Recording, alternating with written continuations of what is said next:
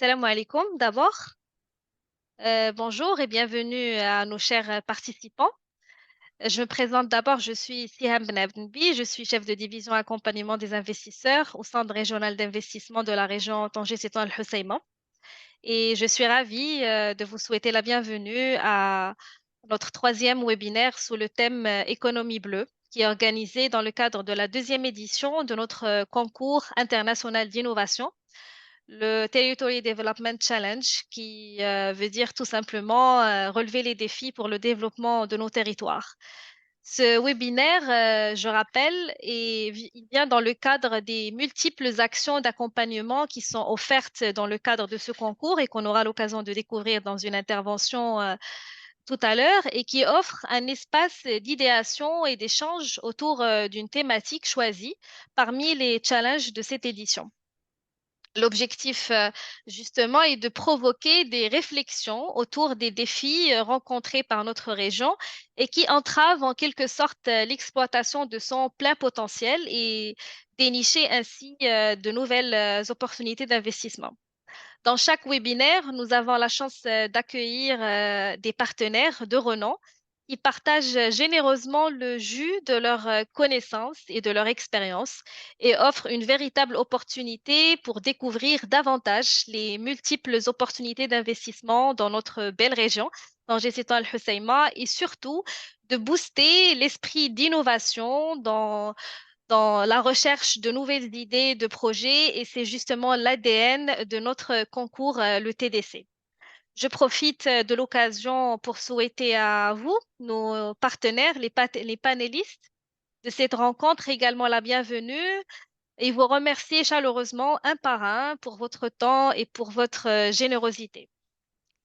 Aujourd'hui, nous allons avoir le plaisir d'écouter Monsieur Driss Ben Abbed, qui est le directeur général délégué de la SAPT. Nous aurons aussi Monsieur Mustafa Al-Ferdaous, qui est le délégué des pêches maritimes à Mdir, et Monsieur Mohamed Mellouli Idriss, le directeur de recherche halieutique à l'Institut national de recherche halieutique. Et enfin, Monsieur Mustafa Amzour, qui est le chef de département de l'investissement et de la promotion des études au sein de l'ANDA, donc c'est l'Agence nationale pour le développement de l'aquaculture.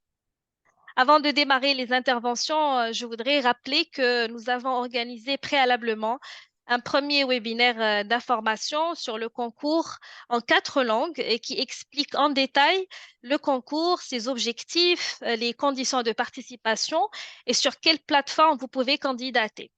Un deuxième webinaire a été tenu la semaine dernière et qui a été consacré à l'écotourisme. Et nous vous informons également que 4 autres webinaires thématiques sont prévus les jours à venir, Inch'Allah, pour ainsi couvrir les 6 challenges de cette édition du concours TDC. Le programme est publié et sera également mis sur la fenêtre du chat, donc vous pouvez consulter tout à l'heure. L'ensemble de ces webinaires est également à votre disposition via notre chaîne Investangier Academy et Investangier, pardon, et que vous pouvez consulter et revisionner à tout moment. Et avant de céder la parole à nos panélistes, nous aimerions revenir brièvement pour les personnes qui sont là avec nous pour la première fois sur un bref aperçu sur ce que c'est le concours TDC et qui sera présenté par mon collègue, c'est Karim Zeiri, qui est chef d'annexe du CRI à Tétouan, avant d'enchaîner directement avec les interventions thématiques. Karim? Merci Siam, chers participants, chers panélistes. Voilà, donc on est très fiers d'être parmi vous pour vous présenter cette nouvelle édition du challenge. Donc, comme tu l'as annoncé, Siam, nous allons revenir de manière concise sur qu'est-ce que le TDC, quels sont ses objectifs, les conditions de participation et enfin sur comment participer et sur quelle plateforme. Donc, le TDC est organisé par le Centre régional d'investissement de la région Tanger, c'est le Bessiba. C'est une compétition qui œuvre pour la promotion des territoires, de l'investissement, d'entrepreneuriat et de l'innovation. Elle se présente sous forme d'un appel à projet innovant porté soit par un Marocain ou par peut-être un étranger, même les Marocains résidents étrangers, peu importe le lieu de sa résidence ou son statut, qu'il soit étudiant, salarié, fonctionnaire, porteur de projet ou bien entrepreneur. Le plus important, c'est que l'idée de projet soit innovante, qu'elle puisse répondre à une ou plusieurs problématiques propres à la région de Tanger, Tétouan, Al-Hoceima. Un petit rappel par rapport aux objectifs de ce concours, c'est justement étant d'identifier et d'attirer les talents dans Tanger, Tétouan, Al-Hoceima, de les accompagner à travers une approche communautaire systémique, d'apporter des solutions et des idées innovantes à l'écosystème du CRI de la région et bien sûr de s'ouvrir sur l'écosystème régional, national et international. On vise également à travers ce concours à cultiver, à booster la culture d'innovation, de la collaboration communautaire de la région. Et enfin, nous aspirons pardon, à mettre en valeur les opportunités d'investissement et d'affaires dans des secteurs porteurs dans tous les territoires de la région Tanger, Tétouan et Ciba, et surtout mettre les projecteurs du monde entier sur notre région.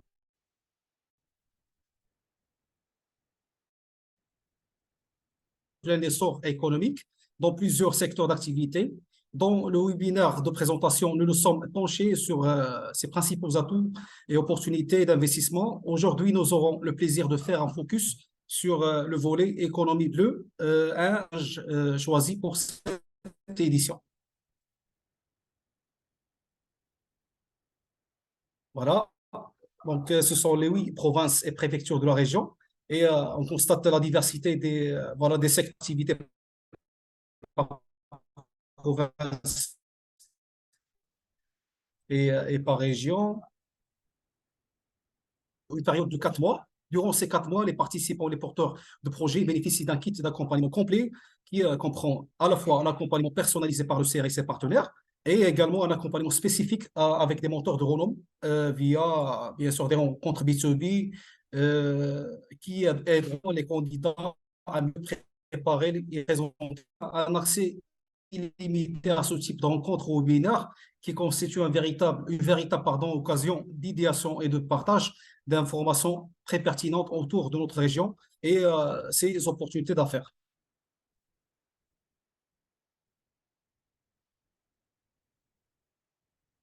Nous sommes ouverts à toutes les idées innovantes. Les acteurs proposent des thématiques ou des challenges qui vont permettre d'aiguiller un peu dans le choix de leurs idées de projet. Cette année, nous proposons 6 challenges qui sont suivants. C'est notre objet de ce webinaire, l'économie verte, l'industrie logistique, l'industrie sportive et enfin l'écotourisme.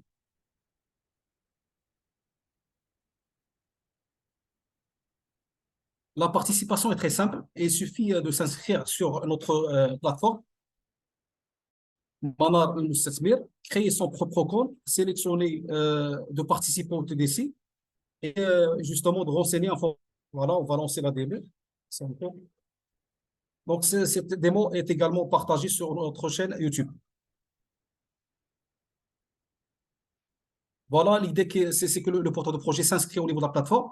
Il a la possibilité également de remplir le formulaire à travers Google Form pour des informations qui concernent le porteur de projet et par la suite, voilà, des informations par rapport au projet lui-même.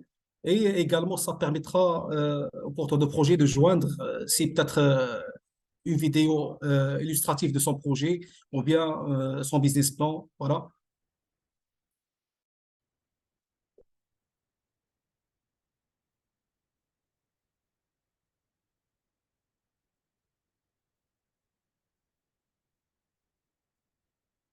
Les inscriptions seront ouvertes jusqu'au 29 février et le pitch day est prévu vers le 15 mars.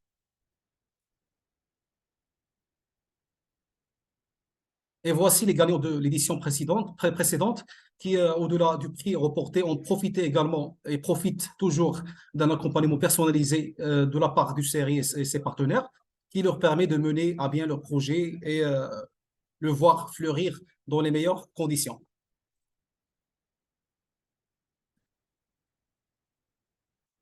Voilà, donc je vous remercie infiniment pour votre attention. Bon webinaire et bonne chance pour eux. Siham, je te rends le micro. Merci.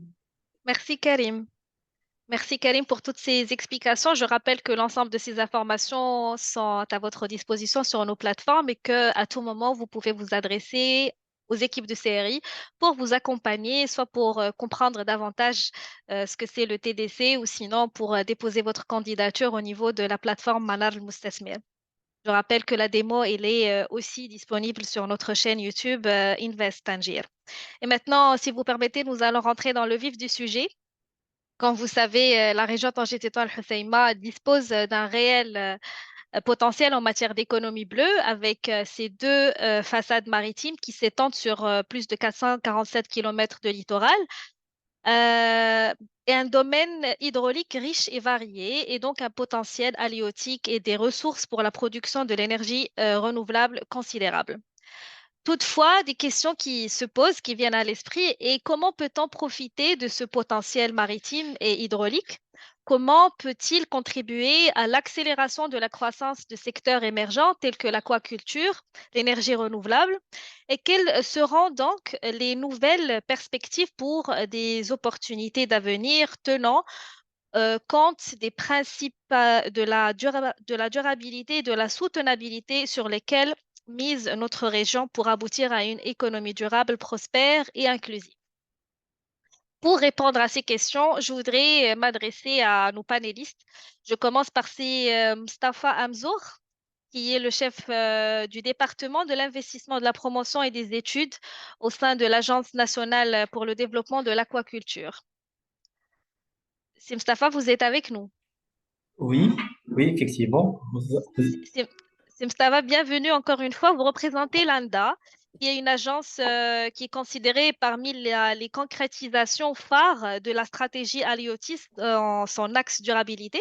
Nous aimerions avoir et savoir quelles sont les opportunités actuelles dans le domaine de l'aquaculture marine et quel rôle peut-elle jouer en tant que secteur à fort potentiel et un véritable levier de croissance et de création d'emplois pour le secteur halieutique, surtout au niveau de la région Tanger-Tétouan Al-Hoceïma qui aujourd'hui se distingue, comme annoncé plus tôt, par son fort potentiel en la matière. Merci beaucoup. Merci à tous les présents. Effectivement, j'aimerais bien, comme je suis le premier à présenter effectivement ce challenge de l'économie bleue, est-ce que c'est possible de partager avec vous une petite présentation illustrative? Oui, bien sûr, Si on c'est arrive, Mustafa, hein, allez-y, bien sûr. c'est la technologie nous le permet. Hein. Inch'Allah, on va y arriver. Ok. Rapidement. Ouais, voilà.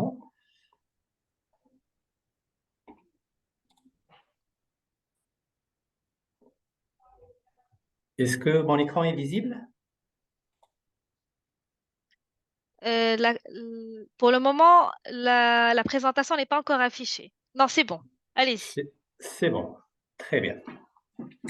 Donc, comme j'ai dit, comme je vais commencer, rien que un petit rappel par rapport à la définition de l'économie bleue. Donc, l'économie bleue, c'est un concept qui effectivement a été créé pour exprimer qu'un développement économique peut se faire axé sur l'utilisation durable des océans et des mers et des ressources marines. Donc, toute activité économique en utilisant les ressources marines, l'océan et les mers, mais d'une façon durable, tout en gardant le principe de la durabilité, de l'innovation, la coopération, le circuit fermé, ou on dit le boucle fermée, et la résilience. Donc, ça nous permet effectivement d'avoir, de démontrer l'importance de l'économie bleue, c'est par rapport à sa durabilité environnementale, sa croissance économique et aussi sa sécurité alimentaire et innovation technologique et aussi adaptation au changement climatique. Ça, c'est un petit aperçu par rapport qu'on se met par rapport au concept de l'économie bleue parce que c'est un concept qui est un peu nouveau, mais un concept effectivement qui est large et toujours en relation avec le milieu marin. Pour vous donner quelques exemples de l'économie bleue, donc il y en a effectivement avant de parler de l'aquaculture, il y a le tourisme côtier et marin. qui doit être effectivement durable. Aussi, tout ce qui est énergie marine renouvelable, tout ce qui est développement de technologies permettant d'explorer l'énergie générée par le vent, les courants et les vagues océaniques en réduisant la dépendance à l'égard des combustibles fossiles.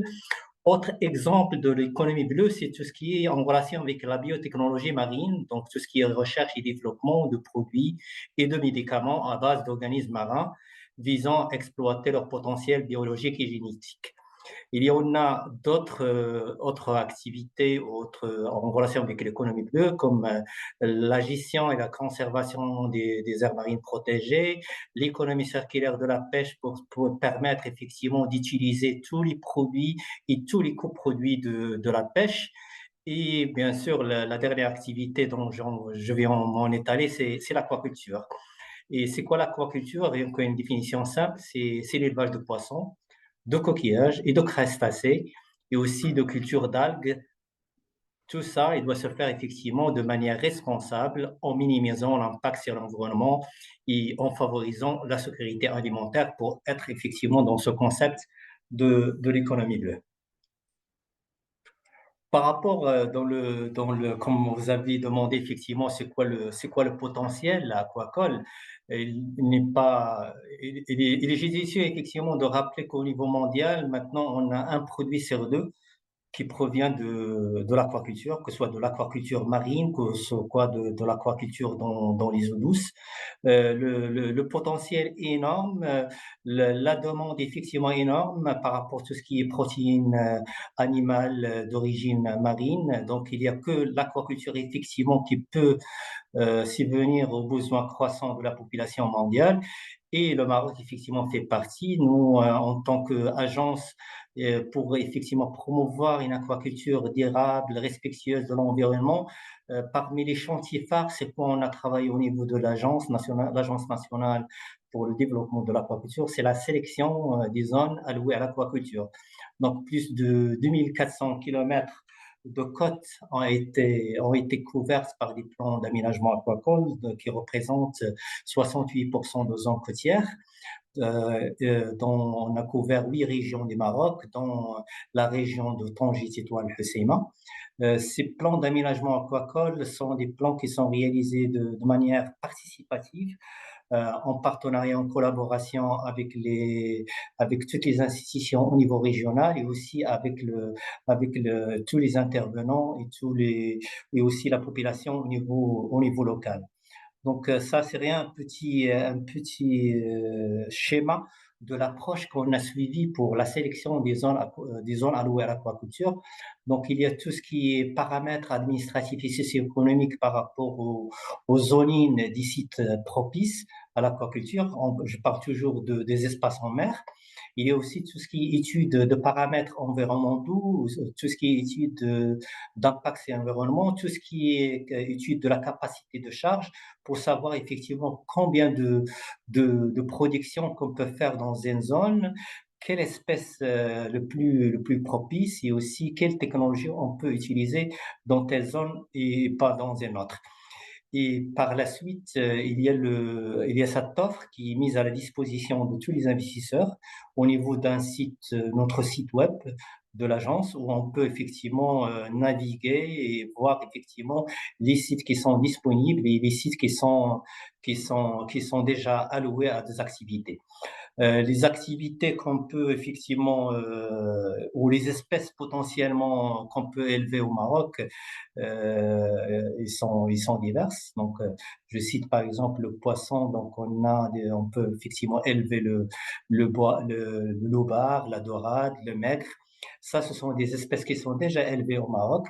Donc, quelques espèces, je cite le lobar qui est déjà élevé dans la région de Tanger, ce sont des espèces qui sont déjà maîtrisées du point de vue technologique, du point de vue de process de production et aussi du point de vue commercialisation. Mais il y en a d'autres espèces qui peuvent être effectivement élevées dans les eaux marines, dont notamment au niveau de la région Tanger-Tétouan-Hoceima, donc ces deux façades, que ce soit la façade méditerranéenne, que ce soit la façade atlantique. Autres espèces qui peuvent être effectivement cultivées au niveau de du Maroc et de la région Tangier Hoceima, ce sont les coquillages, dont je cite principalement les moules. Et en deuxième lieu, les huîtres, mais il y en a encore des espèces qui peuvent être élevées au niveau des lotaras de la région, dont la coquille Saint-Jacques. Ce sont des espèces qui sont prisées, que ce soit pour la consommation humaine directe, que ce soit pour la valorisation. Quand je dis la valorisation, que ce soit sous forme de marinée, que ce soit sous forme de congelé, que ce soit de forme de conserve. Il y a aussi tout ce qui est algues. Les algues, on a deux grandes catégories d'algues. Il y a les macro-algues qui peuvent être cultivées en plein mer, mais aussi il y en a la partie, la deuxième catégorie qui prend de l'ampleur au niveau national et aussi au niveau international. Ce sont la culture de micro-algues qui se fait dans des bassins à terre en utilisant l'eau de mer pour permettre effectivement la multiplication de micro-algues en utilisant son système de photosynthèse. Donc, les utilisations euh, les utilisations ouais, pardon, quelqu'un qui me dit que la présentation ne passe pas. Merci, je vais essayer de... Hop. OK. J'espère que le slide est visible. Donc, j'ai dit par rapport à la culture de microalgues ou la culture de macroalgues, les utilisations sont énormes, que ce soit pour l'industrie cosmétique, pharmaceutique, que ce soit pour l'alimentation humaine. Il y en a d'autres espèces qui peuvent être aussi élevées à terre, mais la condition effectivement d'avoir un foncier propice mitoyen du littoral pour pouvoir effectivement le pompage de mer et dont je cite l'élevage de crevettes dont on est en tant que Maroc, malgré effectivement qu'on est un pays dont disposant d'une industrie halieutique de la pêche, mais on est aussi importateur. Donc le potentiel ou la demande est là. Donc il y en a des espèces qu'on peut effectivement élever, cultiver au Maroc, non seulement en plus de subvenir aux besoins nationaux, mais aussi pour l'exportation. Ça, en parlant de tout ce qui est système de production et d'élevage des espèces marines. Mais il y a aussi tout ce qui est partie aval. Donc, pour faire l'installation d'une ferme aquacole, on a besoin d'équipements.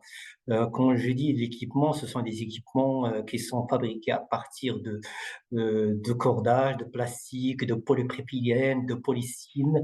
Et ce sont des équipements maintenant principalement qui sont importés. Mais avec effectivement la croissance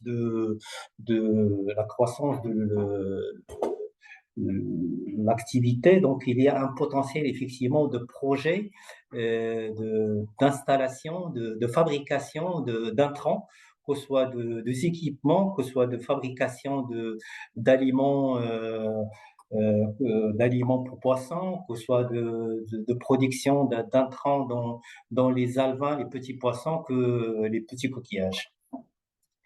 Ça, d'autre part, il y a aussi j'aimerais bien vous présenter quelques incitations qui ont été allouées à ce secteur, dont principalement l'exonération de la TVA des droits de douane sur tout ce qui est intrant, que ce soit l'aliment pour poissons, que ce soit les petits coquillages, que les petits poissons, et aussi les équipements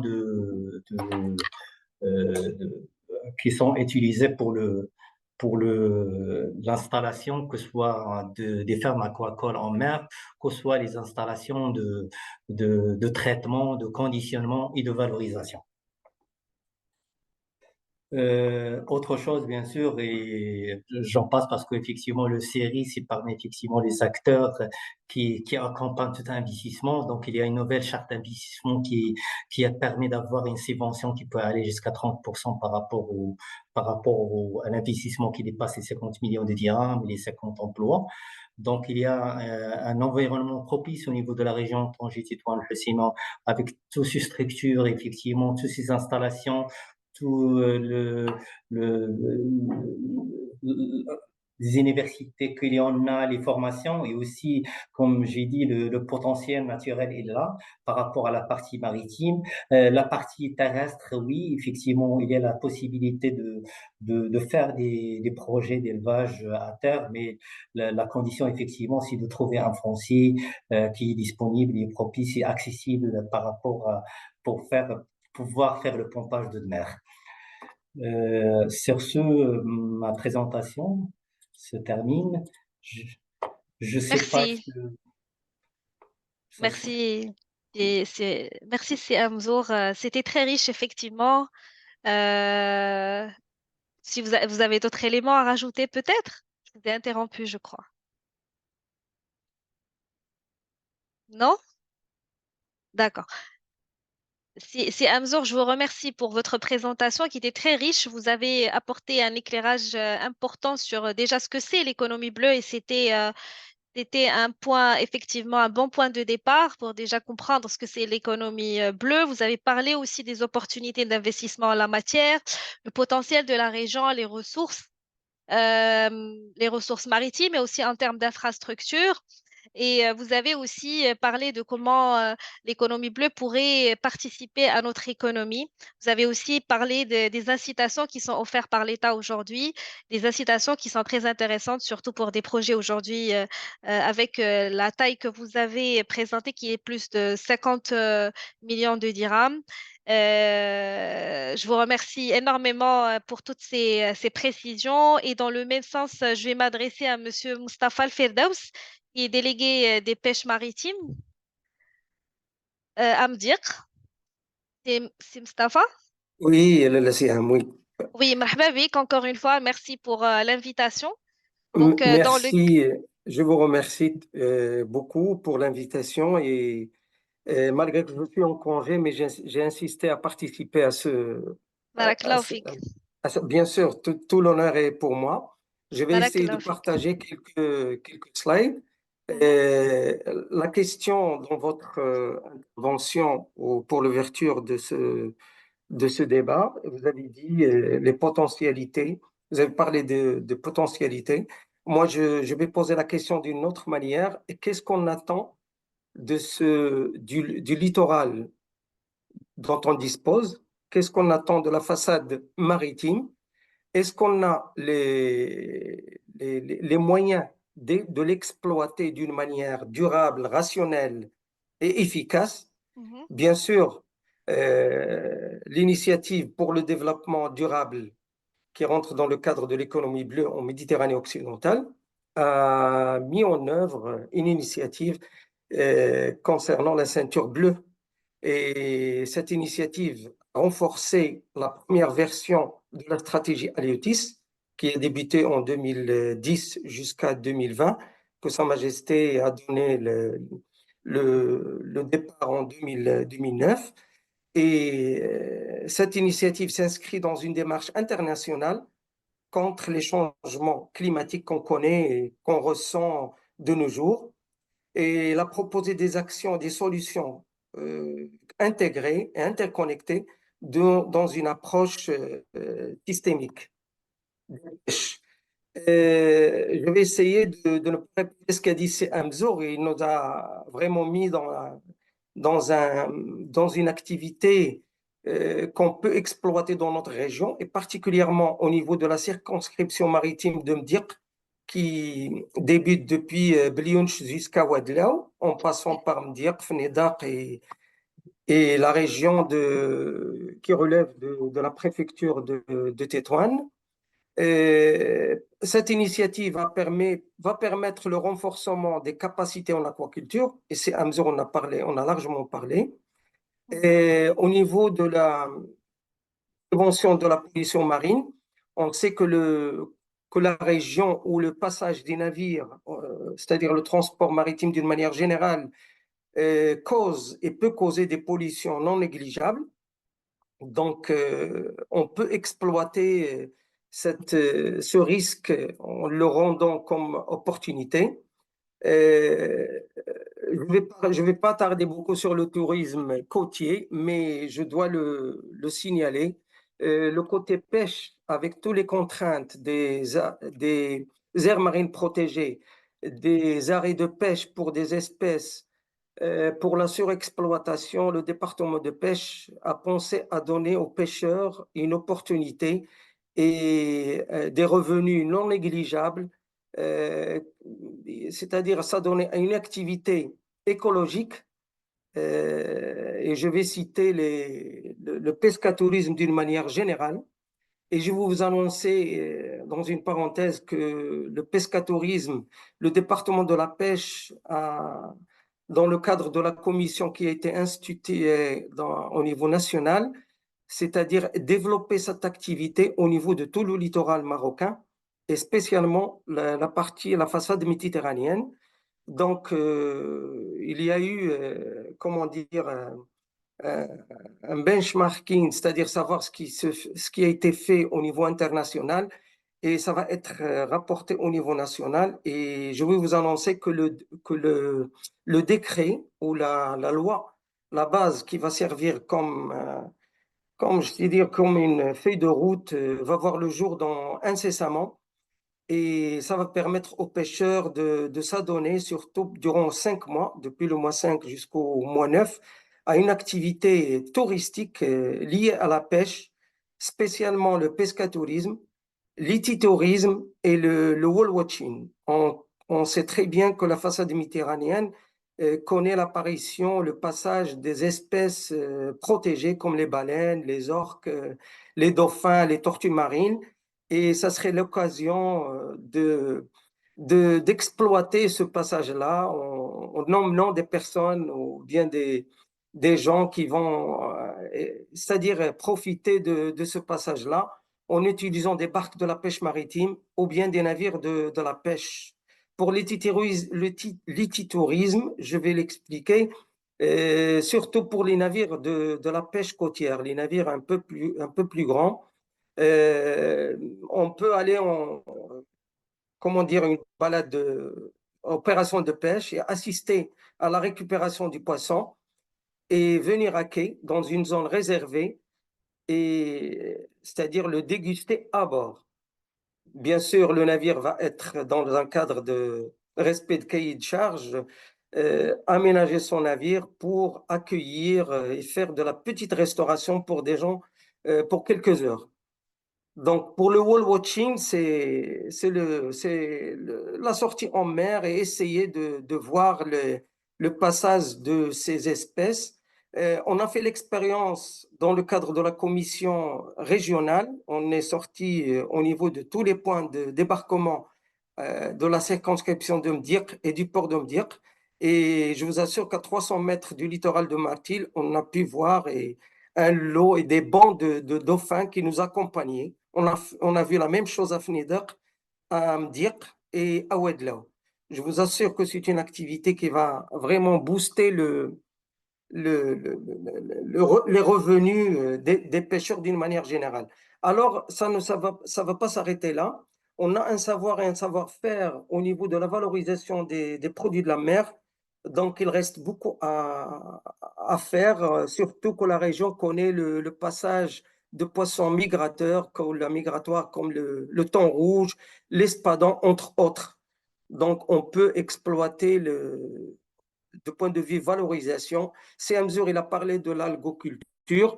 Il y a un autre créneau très important, c'est la récupération des engins usés qui restent soit en mer, soit dans le littoral, soit des ports. Les filets déchirés, on peut les utiliser pour la confection de moquettes amies à l'environnement.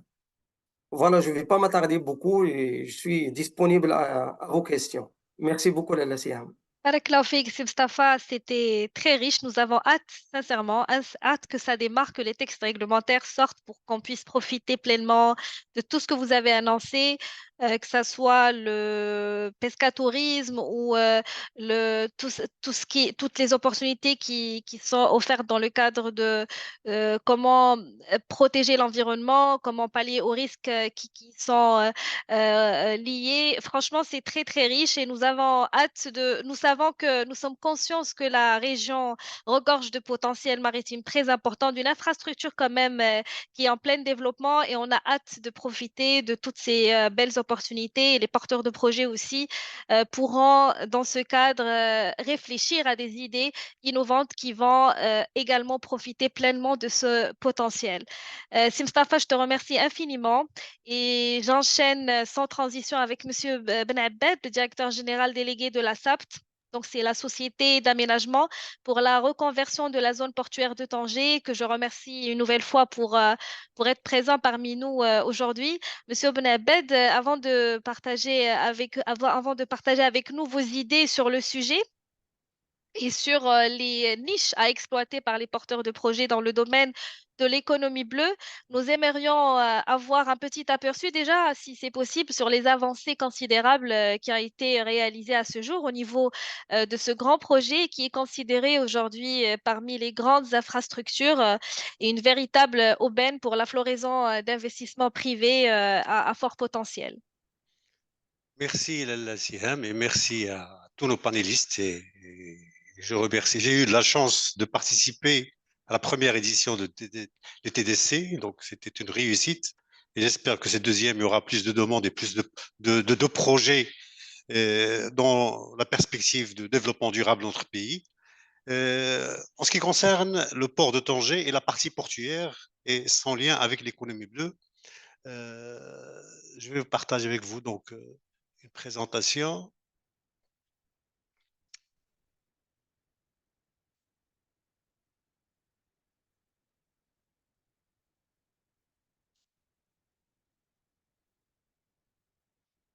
Donc, vous voyez mon écran? Oui, parfaitement, si Ibn Abbed. Allez-y. Donc, sans rappeler, donc vous connaissez mieux que moi, donc notre région, c'est une région qui connaît un développement incroyable, donc un développement considérable. Et nous avons la chance d'avoir deux façades maritimes, une façade atlantique et la façade méditerranéenne sur 447 km, avec 4 millions d'habitants dans la région, dont une population très jeune. Donc, d'où l'opportunité d'investissement et de développement de cette région, qui connaît un essor depuis l'intronisation de Sa Majesté Mohamed VI, que Dieu le glorifie. Donc, cette région a bénéficié d'énormes investissements dans différents domaines culturels, industriels. Et donc, il a connu des investissements énormes par rapport à l'ensemble des régions marocaines. Donc, nous avons aussi de la chance que notre région, c'est une région où il est riche d'histoire. Donc, plusieurs civilisations ont passé par la ville de Tanger et sa région, de phénicienne, romaine, portugaise, anglaise, une période internationale, donc, et son emplacement et sa situation stratégique. Donc, le port aussi, le port de Tanger, donc, a permis à la ville de Tanger de se positionner en tant que destination phare de tourisme de croisière ou de plaisance à l'échelle de la Méditerranée.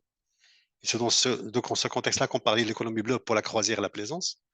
Et une reconversion du port aujourd'hui qui a permis d'introduire de nouvelles activités créatrices de richesse d'emploi et une bonne intégration du port par rapport à la ville et un développement respectueux de l'environnement. On voit la reconversion, ça nous a donné un nouveau port de pêche, un fast ferry qui relie Tanger et Tarifa avec 1,6 million de passagers par an. Nous avons 1400 anneaux de plaisance parmi les grandes marinas au niveau de la Méditerranée. Parce qu'en prenant l'Andalousie, la Portugal et toute la région limitrophe à la région de Tanger, donc nous avons les plus grandes marinas au niveau de cette région. Et bien sûr, on accueille les grands bateaux de croisière. C'est Ibn Abbed, Oui, vous ne défilez pas peut-être les slides? là je défile les slides. Vous Euh, voyez? c'est pas visible à notre niveau. Enfin, on est Ah, resté sur le premier. donc Voilà, maintenant, là, ça bouge, oui. parce que j'ai fait plein écran, peut-être que ça. Donc, Oui, ah, d'accord. vous restez sur cette. D'accord. Merci. Donc je vous en prie. Donc la reconversion de ce port a permis de réaliser un nouveau port de pêche avec de meilleures conditions pour les pêcheurs. Donc, c'est 3 fois la capacité de port de pêche existant. Nous avons une liaison Tanger-Tarifa aussi, donc, qui a été réhabilitée, renforcée. Donc, nous avons 1,6 million de passagers par an dans cette ligne. Et nous avons des quais de croisière, donc nous pouvons accueillir les plus grands bateaux de croisière au niveau du port. Et une nouvelle marina avec la reconversion de vieux ports en marina et une nouvelle marina avec une capacité de 1400 anneaux, ce qui permet, comme je disais tout à l'heure, c'est parmi les plus grands marinas au niveau de la région, au niveau de la Méditerranée. Et c'est une chance parce qu'au niveau de l'Europe, les marinas sont saturés et il n'y a plus de place. Donc, c'est une opportunité de développement et d'investissement sur ce créneau de plaisance et toute l'activité aux alentours de la plaisance. Aujourd'hui, il y a plusieurs composantes qui ont été inaugurées et mis en service, donc le port de pêche, la plaisance, la gare maritime, et j'en passe. Il y a beaucoup d'aménagements, de la muraille, le club nautique, capitainerie et autres. Et pour rappeler que le port constitue un levier important de développement du tissu économique et social des territoires. Le transport maritime est à la croisée des enjeux stratégiques et économiques des territoires, et le port devient un catalyseur de développement économique d'une ville, d'une région et d'un pays. Aujourd'hui, une croisière, ça peut générer, un escale d'une croisière, ça peut générer 700 000 $ pour chaque croisière. Et l'objectif, nous, c'est d'avoir 300 000, 400 000 croisières par an. On était sur les 100 000, 120 000 au niveau de la région de Tanger, avec 100 escales. Donc, ça permet de créer de la valeur.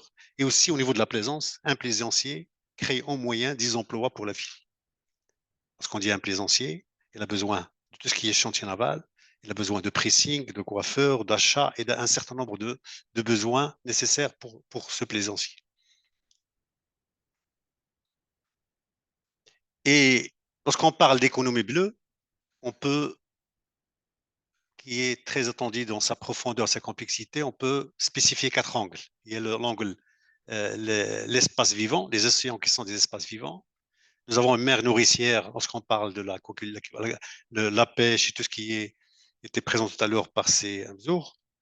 Vous avez aussi les océans sont source de vie économique et aussi sont source de solutions pour l'avenir de notre planète. Avec le traitement, maintenant, nous avons des stations de dessalement d'eau, nous avons d'énergie renouvelable, il y a un certain nombre de choses qui sont solutions pour l'avenir de notre vie. Si on revient au port, donc le port en 2010, avant sa reconversion, on voit des images. Donc, et aujourd'hui, nous avons une nouvelle configuration de port avec une nouvelle marina, le nouveau port de pêche, avec les quais de croisière. Cette image a été prise en période de Covid. On ne voit pas de bateau. Il est vide, qui était prise en 2020. Oui, tout à fait. Donc, lorsqu'on parle de la plaisance, aujourd'hui, le port dispose de 1400 anneaux. Déjà, nous avons environ 600 anneaux qui sont des places qui sont occupées sur les 1400. Et on est en train de travailler sur l'extension de la marina actuellement pour l'équipement en ponton et le vieux port aussi de l'équiper. C'est parmi les projets qui sont prévus cette année et l'année prochaine. Donc, c'est une marina qui comprend un bassin de 15 hectares, des pontons, un parking, une zone d'animation et toute la partie nécessaire aussi, une zone d'animation, un club nautique et un parking et des stations carburant destinées aux bateaux de croisière et tous les locaux nécessaires à la plaisance, le locaux de castillage et autres. Donc on voit toute la partie commerce liée à la plaisance et les potentialités pour le développement de ce créneau. Je dis aujourd'hui, la plaisance peut permettre de créer au niveau de la région, de réfléchir, de créer un cluster de plaisance, à l'instar de ce qui se fait à Barcelone et d'autres pays. C'est-à-dire nous avons, à part la chantier naval, la réparation, la fabrication de bateaux, dans cet esprit de développement durable, toute la partie tapisserie, accessoires de bateaux, peinture, et donc ça peut créer une industrie. En France aujourd'hui, nous avons la plaisance qui crée plus de 40 000 emplois. Et ils ont plus de 1 million de bateaux de plaisance en France aujourd'hui.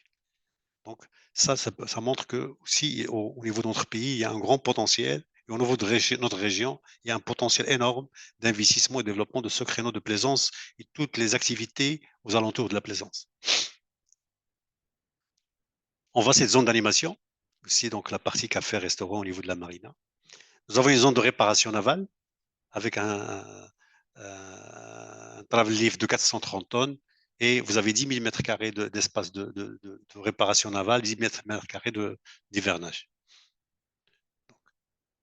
Et tout ça, ça permet donc de créer de la valeur au niveau ça peut créer de la valeur au niveau de notre région. Nous avons un nouveau port de pêche. Je ne vais pas m'étaler beaucoup sur le port de pêche, mais c'est un nouveau port de pêche qui a permis d'améliorer les conditions des professionnels en pêche côtière, artisanale et haute mer, et un très bon agencement au niveau de cette activité. La gare maritime qui relie la Tanger à Tarifa, nous avons le Fast Ferry, nous avons 4 postes et avec 2 compagnies. Et c'est un gare maritime qui a été réménagé, modernisé, avec de nouveaux espaces donc, pour l'accueil des croisiéristes et des voyageurs, une zone d'ombrage pour les parkings de voitures pour les voyageurs et les passagers, donc, et qui permet d'alimenter en énergie solaire donc toute la partie donc, de la gare maritime et les zones limitrophes. Donc ça, c'est la jonction qui assure la marina et l'avenue Mohamed VI, c'est une fontaine de 137 mètres. Et là, pour la croisière, nous avons 3 postes dédiés à la croisière. Donc dernièrement, on a accueilli l'année dernière en parallèle, en même temps, 3 bateaux de croisière au niveau du port. Donc on voit l'image, donc on voit exactement 3 bateaux de croisière avec les 4 postes de liaison Tanger-Tarifa.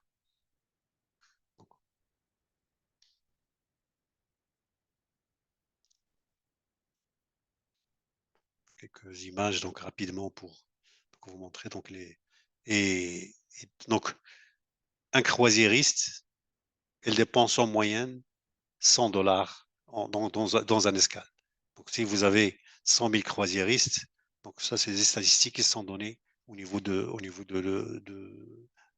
gens qui ont fait des études spécifiques pour la croisière et l'impact de la croisière sur l'économie. Et elle a un impact énorme sur la Médina. Et on l'a constaté avec le Covid. Les gens des Bazaris, ils étaient donc et après, donc lorsque le port a retrouvé ses activités, donc on a trouvé que la Médina a retrouvé sa vie au niveau de Tanger.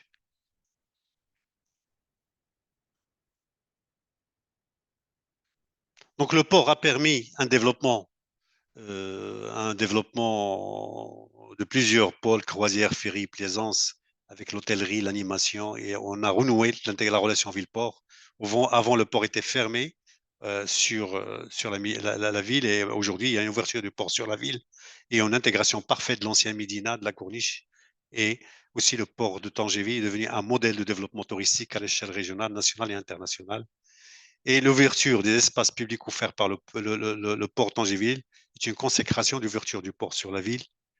Et depuis l'ouverture et la mise en service des composants du projet, il y a plusieurs délégations nationales et internationales qui ont visité le port et ce port a connu l'organisation de plusieurs événements durant ces dernières années.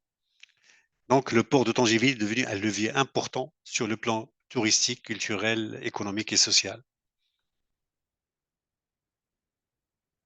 Donc, rapidement, certains événements qu'on a organisés. Donc, par exemple, le Globe 40. Il y avait le Globe 40 qui était organisé.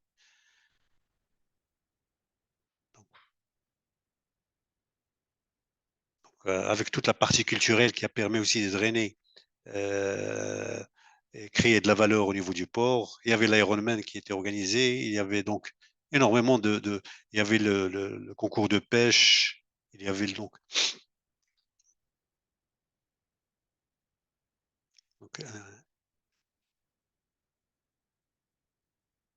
ça, c'est un concours de pêche qui était organisé l'année dernière.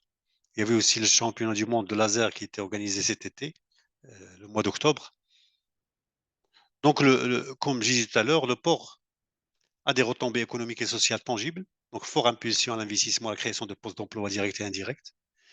Une stimulation de l'offre touristique qui améliore l'attractivité de la région et a permis de la création de nouveaux espaces dédiés aux activités commerciales et touristiques. C'est un port aussi respectueux de l'environnement, avec la réutilisation des matériaux de démolition, la réutilisation du sable de dragage. Il y avait un plan de surveillance environnementale qui a été mis en place. Et nous avons mis en place un système de gestion technique centralisée, GTC, et des énergies renouvelables, et la réalisation, Inch'Allah, avec une réalisation de téléphérique qui permettra aussi de donner cette connotation d'énergie d'un port respectueux de l'environnement. C'est un port smart, donc il y a énormément de moyens qu'on a mis en place pour digitaliser et favoriser la digitalisation au niveau du port.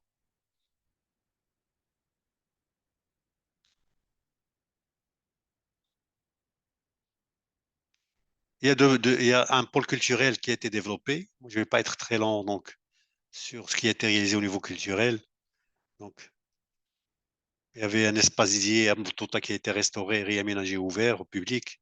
Il y avait un espace au niveau de Dalbaroud aussi qui a été réhabilité et on lui a donné une destination en tant que centre d'interprétation des fortifications de Tanger, aussi qui a connu un succès avec la visite de plusieurs personnalités, des délégations et des écoliers. Une réconciliation maintenant entre les Tangérois et leur histoire. Nous avons un port center qu'on voit avant et comment il est devenu aujourd'hui. Donc, et aussi les places qui ont été aménagées avant et comment ils sont devenus aujourd'hui. Donc tout ça, c'est un plus qui permettra le développement de la ville de Tanger et de la région de Tanger. Il y avait le festival de films qui était organisé donc cette année.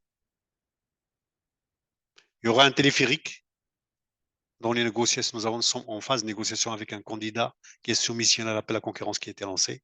Et ce téléphérique reliera la ville, la Médina, la ville et le port de Plaisance. Et le projet urbain qui est en cours de réalisation. Donc, c'est un projet urbain où il y aura des hôtels, il y aura 1200 lits supplémentaires. Donc, les travaux d'hôtel vont commencer bientôt. Un palais de congrès de 1500 places, des centres commerciaux, du résidentiel et bureaux. Quelques perspectives du projet. Donc, ça serait une carte postale pour la ville. Et avec le mondial 2030, donc c'est des opportunités aussi. Et pour les jeunes talents et les jeunes investisseurs, et c'est aussi des opportunités pour la ville, pour un développement. Donc, ce projet permettra de contribuer au développement et à l'essor de la région Tanger Tessouen Al Hoceima. Et je vous remercie pour votre attention. Et Madame Bed, c'est toujours un plaisir de voir défiler votre présentation, même si j'ai eu l'occasion de la voir, mais franchement, c'est toujours un plaisir de la revoir, de voir l'histoire de la marina, comment elle a été du port, comment il a été reconverti, la capacité actuelle, ce qu'il offre comme opportunité, les croisières qu'on pourrait recevoir et générer euh, beaucoup de richesses à travers ces croisières. Il y a toute une industrie aussi du commerce, de l'animation, de la culture qui peuvent être créées autour de ce projet-là. En tout cas, merci beaucoup pour cette présentation euh, aussi généreuse que les précédentes. Merci pour votre participation Avec plaisir. et à très très bientôt, Inch'Allah. Merci. Donc, last but not least, Simlouli, بقيتي معنا حتى la dernière partie Bien du sûr, webinaire. avec la présentation de Sibne Badra, j'ai oublié moi, ce que je vais dire. C'est agréable et Je c'est très agréable de la suivre. Merci beaucoup, Simlouli. avec Merci plaisir. d'avoir accepté notre invitation. En tout cas, vous êtes le directeur de recherche halieutique à l'Institut national de recherche halieutique. C'est un institut dont le nouveau plan stratégique repose sur une approche d'adaptation et d'innovation. Comment, en tant qu'institut de recherche, vous contribuez à l'anticipation des changements que subit le secteur de la pêche dans la région Tétouan Al Hoceima, qui est riche en potentiel maritime et hydraulique, et comment exploiter au mieux ce potentiel et quels conseils éventuellement donneriez-vous à nos opérateurs afin d'être innovants et aller de pair avec les exigences actuelles? Alors, tout d'abord, je vous remercie pour l'invitation et aussi pour l'organisation de cet événement qui est si important. Plaisir à nous. Moi aussi, j'ai préparé une présentation, heureusement, parce que mes collègues, ils ont cité plusieurs choses. Donc, ça, je vais réduire un petit peu le temps de ma présentation. Ben, je vais pas répondre directement, mais je vais retourner à vos questions après. Mais bon, vous regardez ma présentation? Ça marche? Oui, c'est parfait. Essayez de rester sur ce mode-là pour voir défiler les Non, slides. Ne mettez pas le plein écran. non, je n'ai pas le plein écran. Donc, le Parfait. concept d'économie bleue, il était déjà, donc, je pense, expliqué par mon collègue si Amzor. Je vais passer directement la délimitation du territoire marin, c'est important de savoir où on va travailler. Donc, parce que l'économie bleue, c'est pas seulement une activité. L'économie, c'est une activité qui génère de l'argent, qui génère des budgets et des emplois, mais où ça se trouve où? Donc, il y a la mer territoriale du Maroc, donc qui s'étend jusqu'à 12 milles nautiques. Je vais pas rentrer dans le détail. Après, il y a la zone économique exclusive, qui est un espace dans lequel le Maroc peut exploiter ses ressources aussi. Et il y a qui va jusqu'à 200 milles nautiques. Et après, il y a le plateau continental qui va au-delà de la ZEE.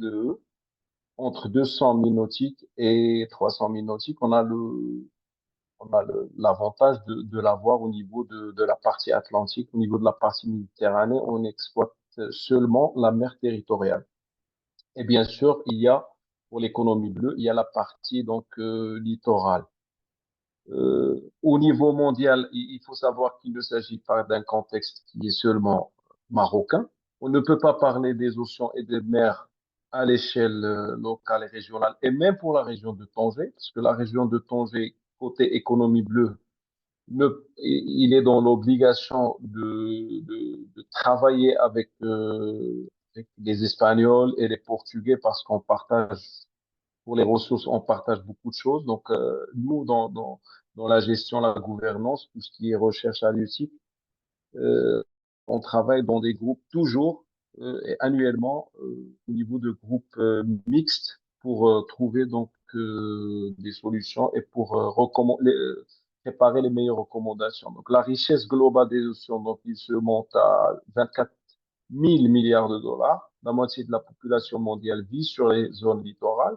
Et au Maroc aussi, on a une bonne partie de la population marocaine vit sur le littoral et du littoral. Les océans et les fonds marins fournissent plusieurs ressources naturelles.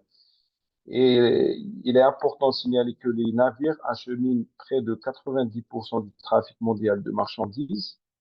Donc, le maritime pèse autant que l'aérien en matière de transport de passagers, mais tout en restant beaucoup moins pollué. L'espace maritime, il inclut plusieurs activités, d'où sa complexité aussi, parce qu'il faut avoir une planification spatiale maritime qui est très claire. Donc, le département de l'équipement, il travaille sur ça. Donc, il y a la zone de pêche, d'aquaculture, touristique, d'exploration, d'exploitation, les routes maritimes, les canalisations, câbles sous-marins, les sites de conservation de la nature, comme les aires marines protégées, le patrimoine culturel marin, les zones militaires, etc. Après, il y a la recherche scientifique aussi, parce que il faut savoir que nous, à l'INRAS, on a 6 bateaux de recherche. Donc, on a quand même une flotte maritime. Il nous faut de l'espace pour travailler. Donc, il y a une certaine complexité par rapport ce concept au niveau de sa multidimensionnalité. Donc, c'est multidimensionnel. Donc, il y a l'économique, il y a le juridique et l'institutionnel, c'est très important parce qu'il y a le droit international des océans. On ne peut pas faire ce qu'on veut, on ne peut pas ériger des lois et des décrets comme on veut. On est dans un cadre, la mer et les mers et les océans sont gérés par un droit international. Il y a aussi donc le géopolitique, parce que la délimitation du plateau continental peut aller d'un pays à un autre, surtout pour nous, pour la partie méditerranée par exemple. Il y a l'enjeu environnemental et climatique, la durabilité de la biodiversité marine, sa mise en place d'une stratégie durable, etc. Et le socioculturel, c'est très important, surtout pour la partie pêche par exemple. On est un pays qui a une certaine culture, donc par rapport aux aspects liés à la pêche.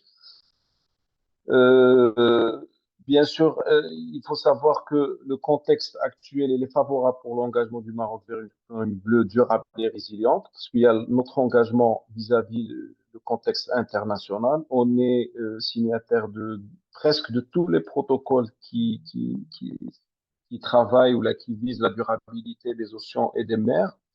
Il y a l'agenda 2030 des objectifs de développement durable, où on est en plein dedans. Donc, on est très actif, on essaie de sortir des lois par rapport à cet agenda. Et après, bien sûr, et finalement, il y a la gestion intégrée des zones côtière ou la planification spatiale maritime, comme on dit actuellement, qui est très importante pour qu'on puisse avoir une certaine organisation au niveau de l'espace maritime. Par exemple, pour le domaine aquacole, s'il n'y a pas de planification, ça sera difficile de trouver des lieux où mettre des projets aquacoles, par exemple.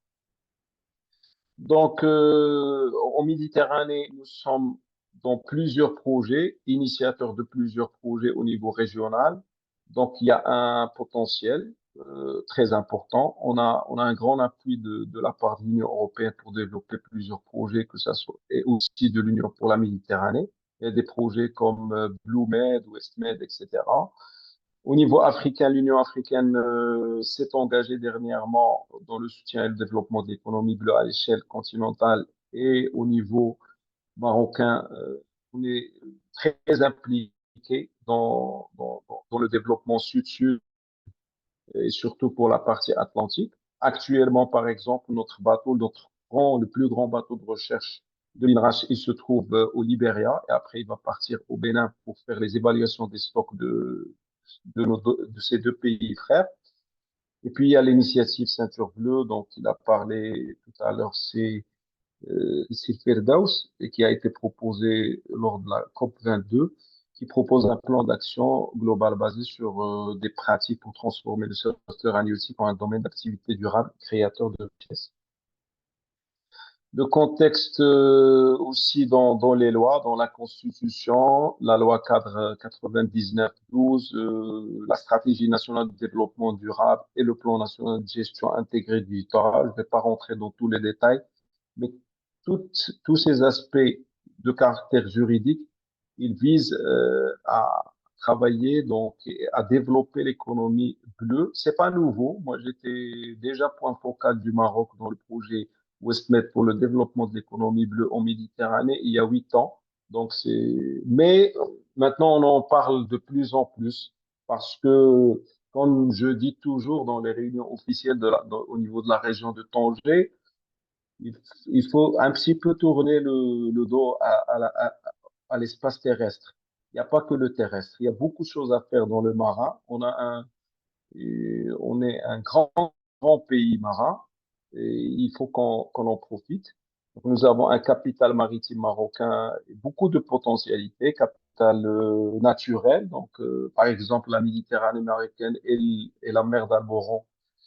Et parmi les zones les plus importantes au monde côté biodiversité, bon, le sud du Maroc, c'est la région de Dakhla, c'est parmi les 5 zones les plus poissonneuses au monde. Donc, on a un potentiel et un capital naturel important, un capital immatériel aussi, les connaissances et les savoirs.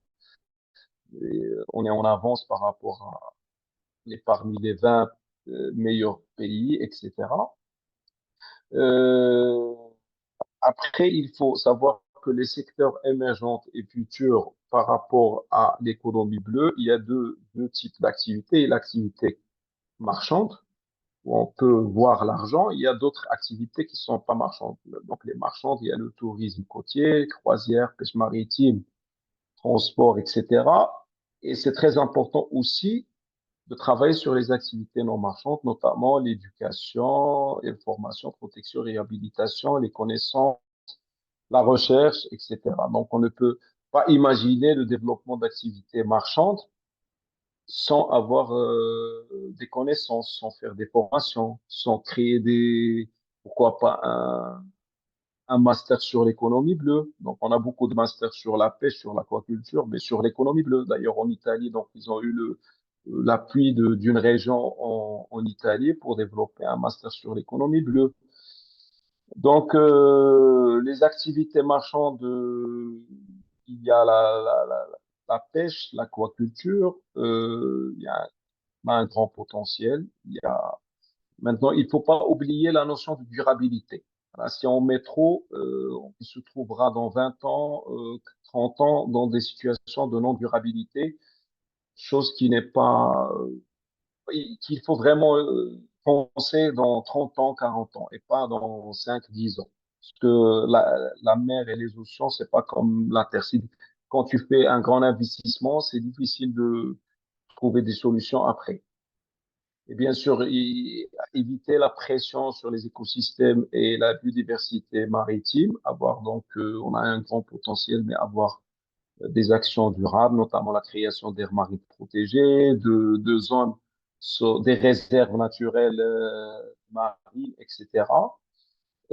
Ça, c'est juste une présentation pour vous dire que le ministère de l'Équipement, avec le département du développement durable, développement des pêches maritimes et le département des pêches maritimes, l'INRAS, etc., ils ont produit un grand rapport sur les cartes des potentiels marins. Donc, ça, c'est juste les potentiels, mais eux, ils ont produit donc des cartes, ces cartographies au niveau à l'échelle de tout le Maroc pour préciser où il y a le grand potentiel écologique, balnéaire, nautique, culturel, etc.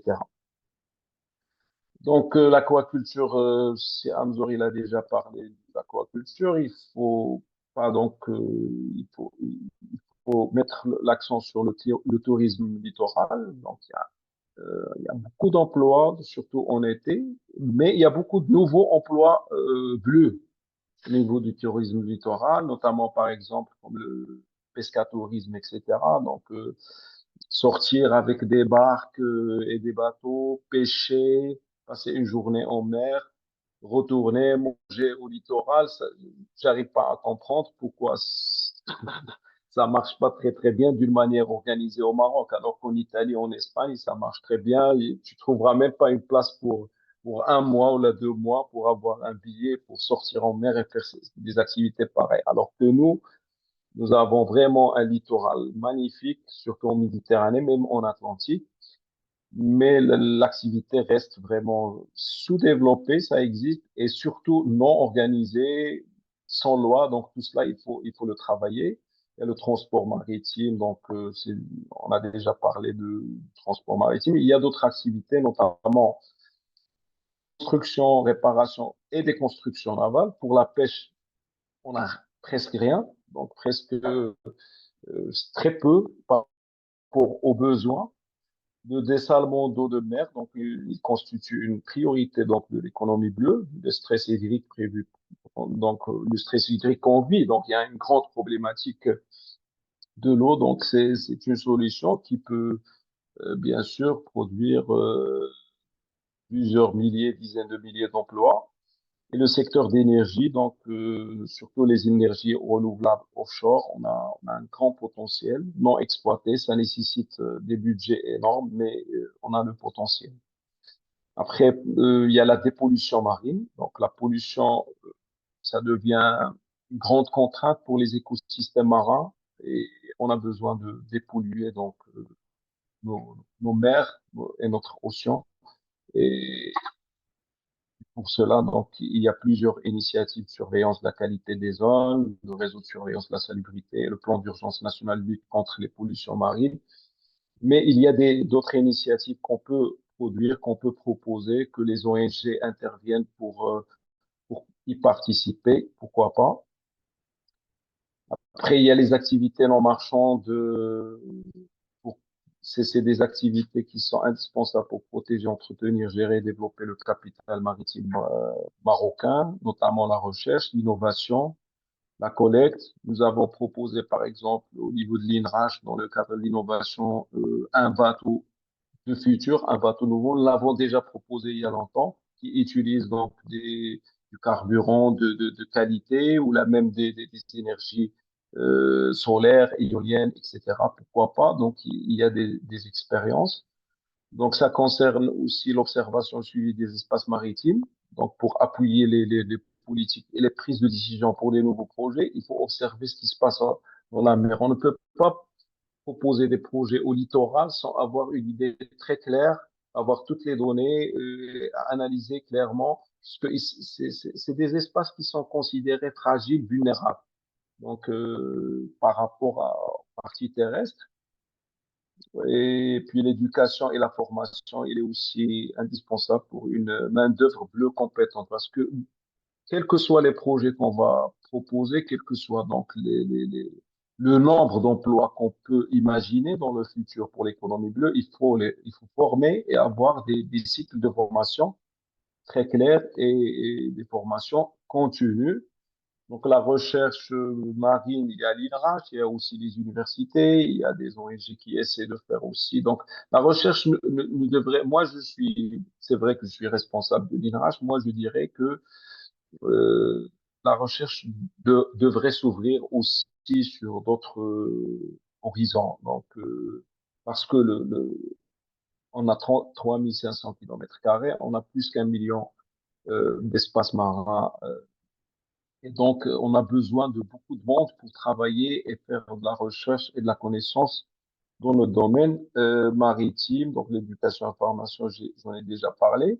Alors, par rapport aux lignes directrices pour la transition vers une économie bleue au Maroc, et les objectifs à long terme de la stratégie, il faut savoir qu'il y a une stratégie nationale avec avec une gouvernance qui est présidée par le chef du gouvernement. Donc, cette stratégie permet de couvrir la mer et le littoral et fixe 4 grands objectifs, notamment renforcer le développement socio-économique durable, cohérent et inclusif, accélérer la transition écologique pour la mer et le littoral, conformément au concept de la durabilité pour faire face au changement climatique. Très important, il y a des gens qui pensent que le changement climatique, c'est juste des paroles. C'est une réalité. Et je peux vous confirmer que nous avons eu des chutes de biomasse importantes de petits pélagiques à cause du changement climatique et pas à cause et pas à cause de la surexploitation des pêches. Assurer le nexus eau-énergie, nous savons donc, le stress hydrique, une grande problématique que vit le Maroc actuellement. Et finalement, consolider la place du Maroc en forcément son positionnement géostratégique sur les dimensions africaines, européennes et à l'international. Donc, certains défis, tenir compte des pressions exercées sur le littoral, accorder une place primordiale à la gouvernance, très, très important. Donc, aussi, donc, j'ai parlé de la formation et l'éducation, mais aussi la gouvernance des politiques publiques, surtout par rapport à la planification de l'espace maritime. Prenons en compte les lignes directrices pour la mise en place d'une stratégie maritime nationale, garantissant une transition vers une économie bleue et saisir les opportunités ô combien sont nombreuses à l'échelle internationale offertes pour une coopération régionale internationale. Et merci.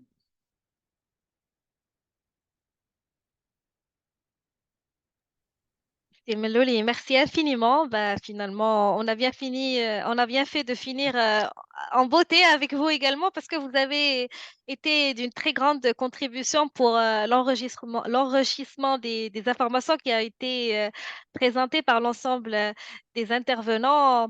Vous avez beaucoup insisté sur le fait qu'on doit travailler en concertation toujours avec les voisins, avec les partenaires pour que les projets initiés par le Maroc soient menés de la meilleure façon. Vous avez aussi parlé du potentiel que nous avons aujourd'hui, notamment en termes de ressources naturelles, d'infrastructures. Vous avez parlé des bateaux laboratoires. Vous avez aussi parlé du capital humain qui existe aujourd'hui, qui est qualifié, même si et c'est sûr qu'on aura besoin toujours de faire des formations pour aligner et pour mettre à jour les connaissances. Vous avez aussi parlé des opportunités qui se présentent aujourd'hui au niveau, à l'échelle nationale. Vous avez parlé de développer les activités touristiques dans la mer, du dessalement de l'eau, surtout avec les circonstances qu'on vit actuellement, des énergies renouvelables, des activités non marchandes. Et vous avez aussi parlé de carte des potentiels marins. Je ne sais pas si elle est accessible aujourd'hui au grand public et comment les personnes et les participants qui sont aujourd'hui présents pourraient accéder à cette carte Similoli. Je vous envoie la classe après si vous voulez. Vous pouvez le Excellent. partager. Excellent, comme ça on partage avec les personnes qui sont intéressées, mais en tout cas votre intervention ne fait que confirmer l'importance d'intégrer l'innovation aussi dans notre manière de faire ou de concevoir tout nouveau projet, profiter pleinement de l'énorme potentiel dont regorge notre région et ce à tous les niveaux. Donc voilà, je pense qu'on arrive à la fin de ce webinaire. Mesdames et messieurs, comme vous pouvez le noter à travers toutes les interventions, nous pouvons dire que nous nous trouvons aujourd'hui dans une terre d'opportunités, d'un Eldorado d'investissement. Charge à nous d'innover, de laisser libre cours à notre imagination et de piocher dans ces opportunités d'affaires dans le secteur de l'économie bleue et tous les autres secteurs porteurs. Et soyons ainsi des partenaires et des acteurs clés et non seulement profiter, mais aussi contribuer efficacement à l'élan économique que connaît notre région et notre cher royaume de manière générale. Merci à nos panélistes pour votre disposition et votre partage précieux. Chers participants, merci à vous tous aussi d'avoir participé et écouté attentivement à toutes les interventions. Je vous donne rendez-vous demain, Inch'Allah, même heure, pour le 4e webinaire qui va porter sur une autre thématique tout aussi importante qui est l'industrie et la logistique. Et jeudi, Inch'Allah, on aura l'industrie sportive. Donc, au plaisir de vous retrouver, Inch'Allah. Merci énormément à vous tous et à très, très bientôt, Inch'Allah. Merci beaucoup. Au revoir. Merci. Au Bien, revoir. au revoir. Au revoir. Merci.